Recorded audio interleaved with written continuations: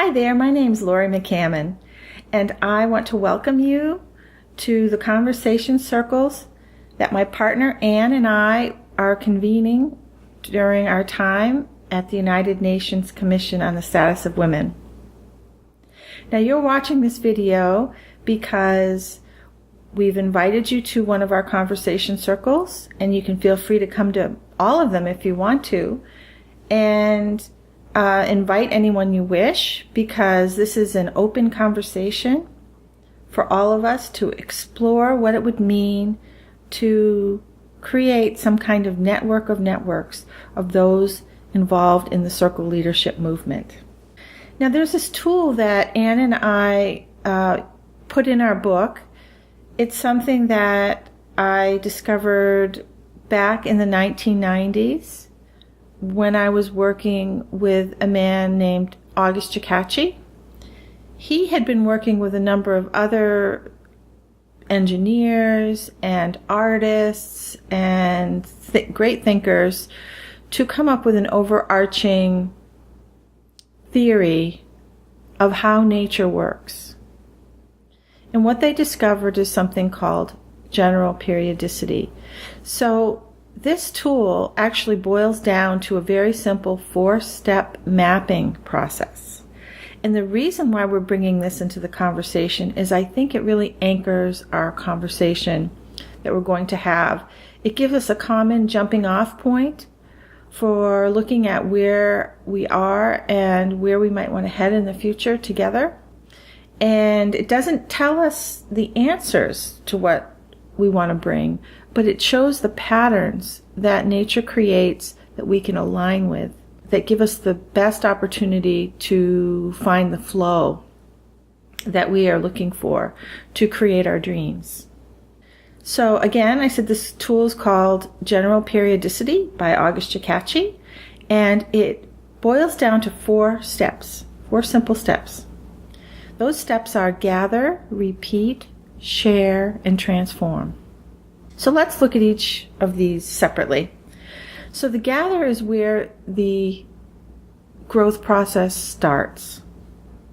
And so this is creating something new by gathering together anything. It could be ideas, people, resources, strength, power. So you could symbolize this by inward-facing arrows. So the focal point is towards the middle, towards creating something brand new.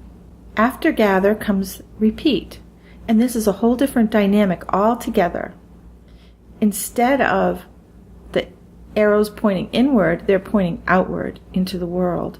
We're basically taking that original entity, idea, whatever it is, and we are replicating it. We're making mini replicas of it. We're disseminating it broadly. So you might think of a good example from nature of this would be when an oak tree drops acorns to perpetuate the forest. Now, after the repeat phase, we move into a new phase, which is very different. Again, it's almost like the polar opposite of repeat.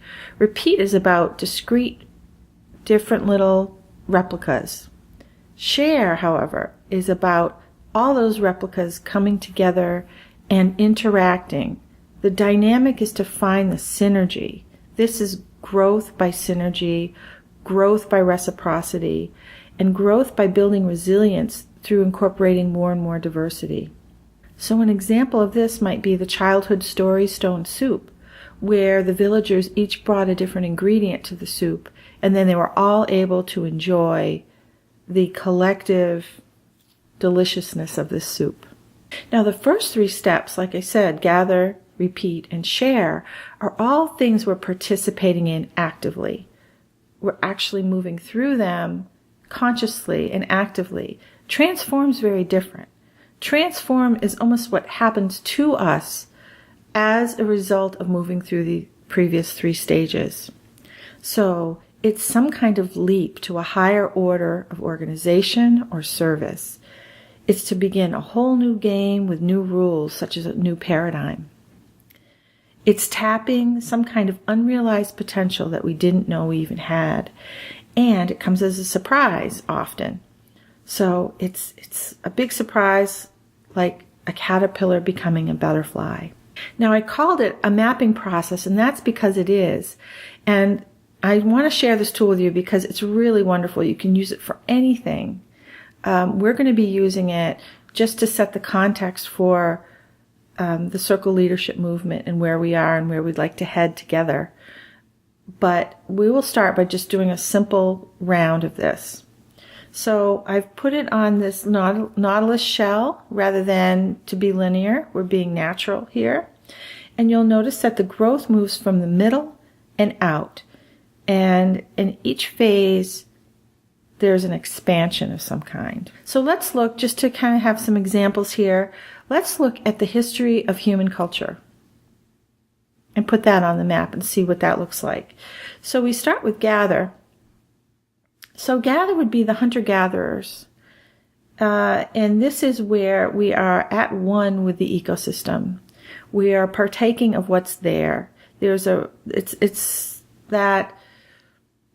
provided, and we are growing our bodies, we're growing our tribes through partaking of what's there, what resources are there. When humanity moved into the repeat phase, it took that original supply that nature gave us, that the dynamics that nature gave us, and we tried to do it better, faster, bigger, and control it in some way. So we're taking that original plan or design and we are copying it. Then we move into the share. Now the share would be anything that brings in the relationships between various lines of study or endeavor. So this is where we're exploring where science and spirituality merge. We're gathering information from other various different endeavors and bringing it together into some new understanding of the universe. And the holistic sciences and practices, things that are talking about whole systems, whether it's how we understand how an ecosystem works, how our body, mind, spirit works, this kind of thing. Now, the transform is really what pulls all the other three stages forward into the future. You might think of it as a force that is a great attractor, and it's moving us through this system. And so what we might think about this as for human culture would be the new story, a paradigm shift. Charles Eisenstein calls it interbeing.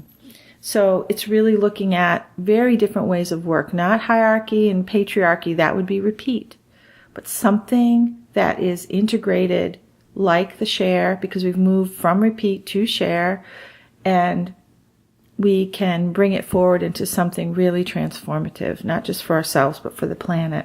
Now, an interesting way to do a shorthand here is to look at the human body life cycle, the human life cycle. So, gather would be the child. Basically, the child is growing with the aid of its mother, or you can, think of it as humanity growing with the aid of Mother Earth.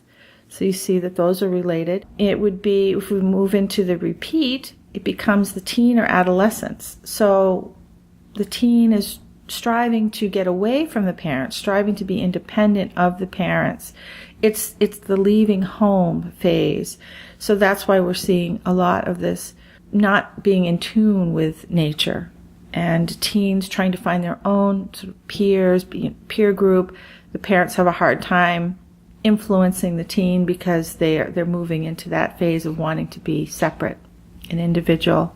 And then the adult comes after that. The share would be the adult, because the adult is all about relationships. It's all about building relationships, being responsible to others. And as a species, it would be learning how to be responsible to the earth, having relationship to our natural ecosystem and each other. And then sage would be the last, the wise woman or wise man or the sage, someone who has lived a good life and has a lot of wisdom to share. So if we were to give these each sort of a theme for the dynamic, gather would be emergence under the protective environment created by the mother, the parents, Mother Earth. Repeat would be all about independence. the adult would be about relationship, and the sage would be about a deeper and broader understanding of the significance of yourself, your species, and your place in that. So having run through it a couple of times, I think that we are ready to look at running through circle leadership itself.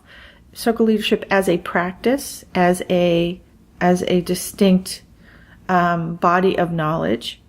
So we start at gather, and we're talking here about circle principles and practices, the development of those, which actually goes way back to the beginning of time, because circle was the first and original way that humanity organized itself. And so many of the indigenous cultures who have preserved these ways are bringing them forward so that we can all, as a planet, benefit from them now. And also we have modern sages and writers who have brought these principles and translated them into modern language and modern contexts and given us what we consider circle principles and practices. What happens next is then people take those and they use them out in the public. They create businesses and organizations around them. They write books about them. They convene conferences around them. So this is really the phase of a number of individual efforts birthing themselves all around. And this is what we've been doing for some time now, as circle leadership principles and practices have been spread around. People are learning about them.